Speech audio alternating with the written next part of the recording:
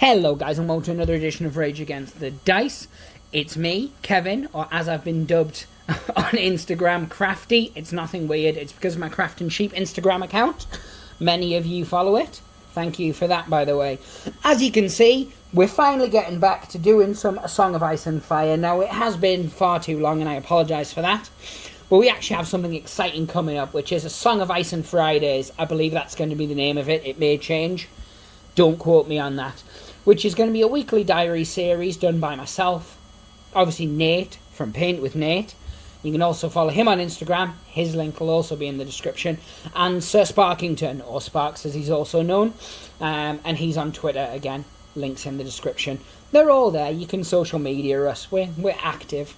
But yeah. So what we're going to be doing is every Friday we're going to be putting out a new blog as we show you where we're up to with painting our starter sets.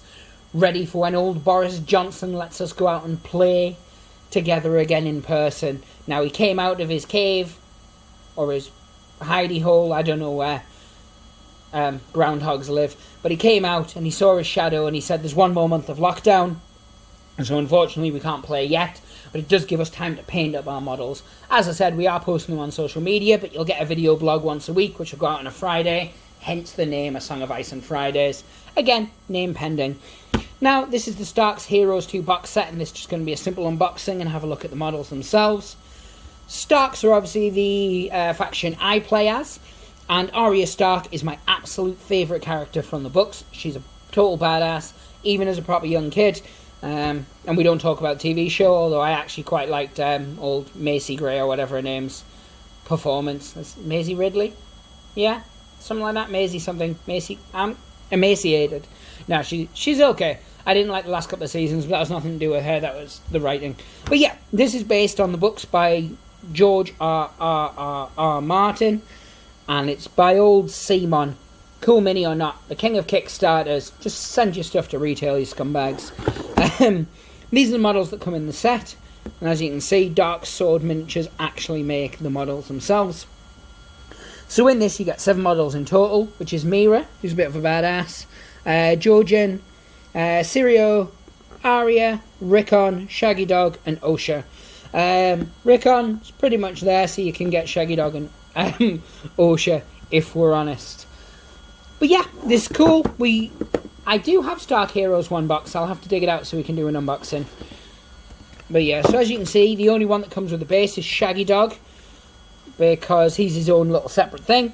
It's just the same basis that you always get. Decent enough. They've got obviously all your arcs marked on and which way they're facing, which is handy because it means you can put the model however you want. All the rest are just attachments to units. So you get old Shaggy Dog's card, and we'll have a gander at what he gets. So he's free. And as you can see, you may field him for free if you've got Rickon, which is a good reason to take Rickon.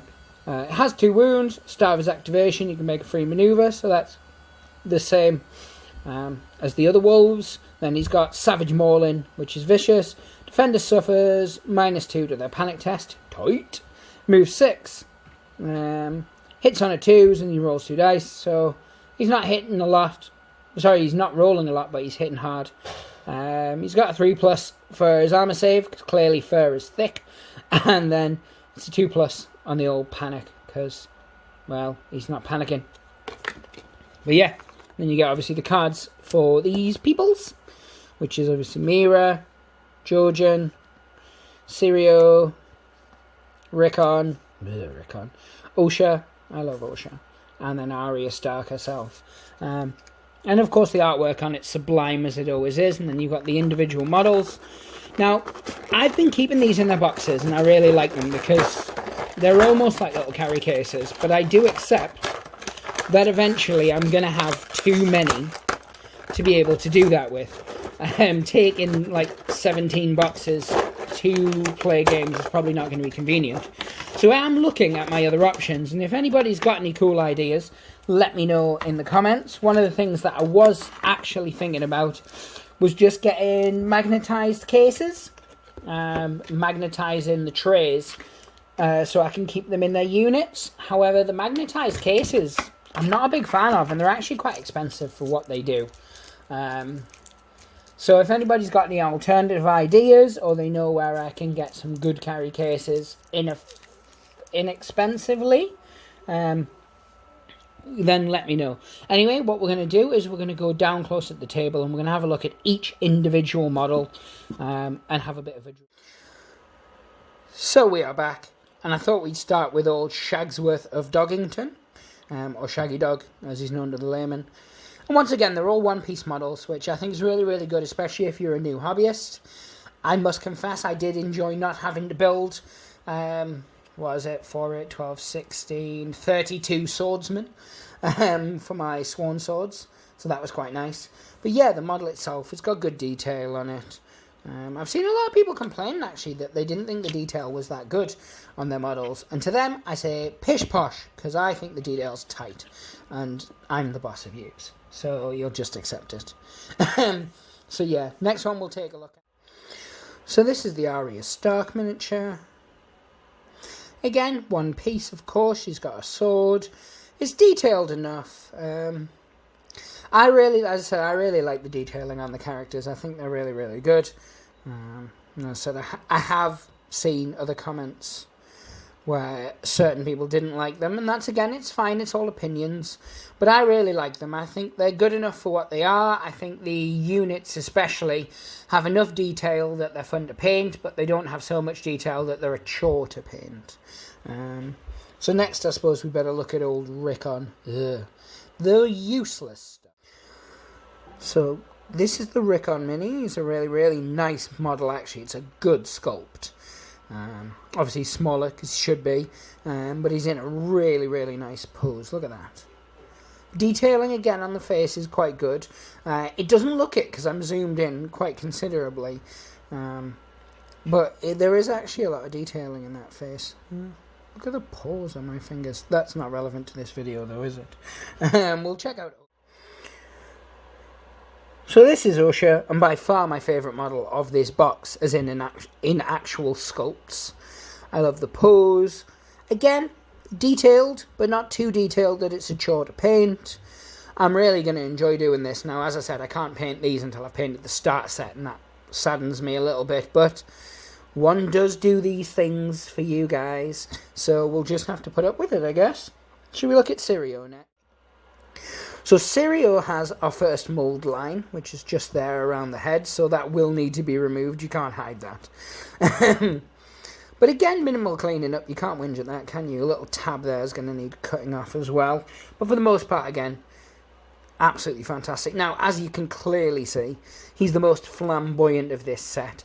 And I'm a big fan of Sirio in general. He's the first blade of Bravos, obviously. Teaches Arya Stark to do some badass things. And the sculpt's absolutely fantastic. It captures that, well, just himness of it completely, doesn't it? So I think we'll look at Georgia next, and then we'll save Mira till last, because I quite like the Mira sculpt. So here we have Georgia, and again with the bow. It's got the backpack there. Quill with arrows down at the side. It's a really, really nice sculpt. It really is. You could really capture the detail around like the top and things like that. Again, keeps consistent with the rest. It's nice.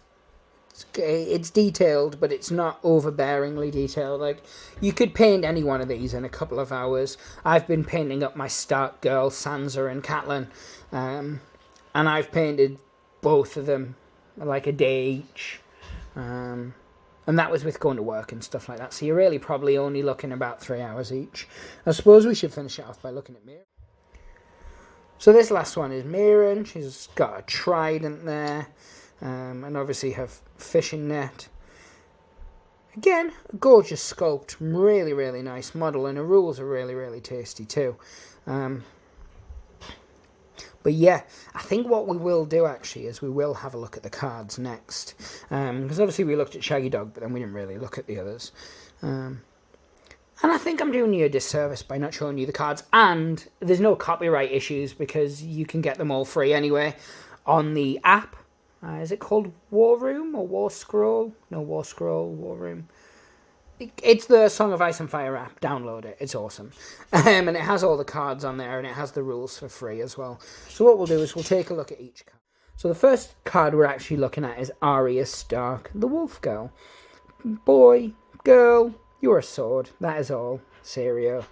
Flip it across and let's see. So, she's obviously not a character who plays on the board, which... I suppose Arya at this stage you would get. I would hope at some point you'll get an older Arya and she will be able to kick ass on the table. But obviously she's got never do what they expect. Once per game at the start of the round, one friendly infantry unit may make one free maneuver action and then flip it over to say that this ability's been used. So again, that's really, really good. And the Starks have got a lot of good units, and you've got your Outriders, and then you've got your Wolves and things like that. So that can be really, really effective. So I quite like that. I'm a big fan of a lot of the once per game abilities that the Starks have, to be honest. Yep, so we'll have a look at the next card, and we'll keep it in the same kind of order as before. So this is Rickon Stark, the Prince of Winterfell. Are we going where Shaggy Dog is? Or the useless one? Now, he costs 2 to take. I didn't say how much Arya cost before, by the way, but it's 3. And she's probably well worth it, because she's Arya. But let's see what Rickon can do. So, Rickon's a vulnerable captive. This model is always the last model to be destroyed from the unit. And when this unit is destroyed, your opponent gains 1+ victory point. And as I said, you're taking him to get the Shaggy Dog and Usher. So it's worth it. But yeah, you do concede an extra victory point. And so here's Usher, the Spearwife Guardian. I'm a big fan of Usher. I think I'm pronouncing that right. And she's free. May only be fielded in an army that includes Rickon Stark and must be attached to his unit, ignoring the usual attachment restrictions. And as I said, she's free as long as you've got him. So it's another good reason to have Rickon in there. She has Go Down Fighting, which is absolutely fantastic in this game. Each time a rank in this unit is destroyed, one enemy engaged with it suffers 1 wound, but if you control the sword, it's D3 wounds instead, which is not to be sniffed at.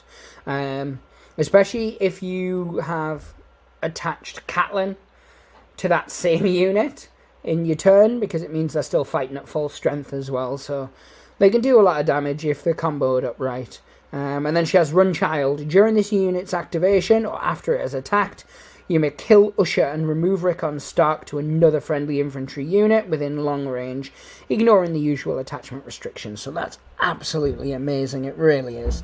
I'm a big fan of that. Next thing we're going to look at is... So Cyril costs you 2, and he may only be fielded in an army that is including Arya Stark, the Wolf Girl. Obviously that makes sense, because this game is very thematic. And he has an order... Sorry about that, guys.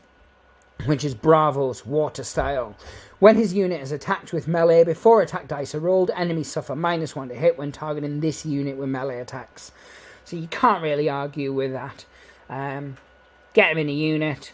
He's going to make them harder to hit. It can't be bad. I suppose we better go on to Jojen. So this is Jojen, and he costs 2 points. You can obviously field him in any army. Well, any Stark army. You don't need any restrictions like with some of the other characters. So he has an affiliation. So he counts as a Cranogman unit, and obviously they're a unit that you can get for the Starks. I do intend to do an unboxing on those when I get some, but right now I'm concentrating on getting my starter set painted up and my 2 hero boxes. And so when this unit activates, roll a d6. 1, it has horrific vision, and the unit becomes panicked and vulnerable. 2, guiding hands, it may reroll misses this turn. 2 and 3. 4 and 5, this unit may make 1 free maneuver. Or 6, perfect clarity. Look at one of your opponent's tactics cards and discard... look at your opponent's hand and discard 1 card. And then 1 enemy within long range, unit becomes vulnerable as well. So it's pretty good. They're all really good, obviously, except 1. Ones should be bad, so that's okay. And as I said, he's a 2-point character, so that's not too bad at all. And then we'll have a look at Mira, because Mira...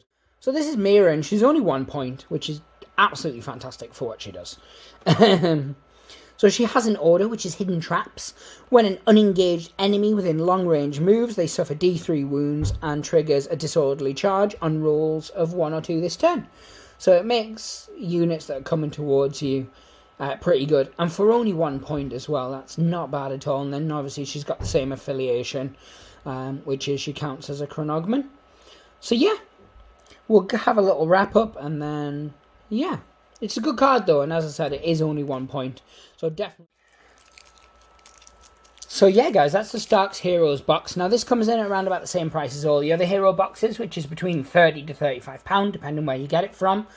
Of course, shipping and things like that may vary. I know a lot of different websites have them on at the moment still, but a lot of the Song of Ice and Fire stuff is sold out places. Firestorm Games have some.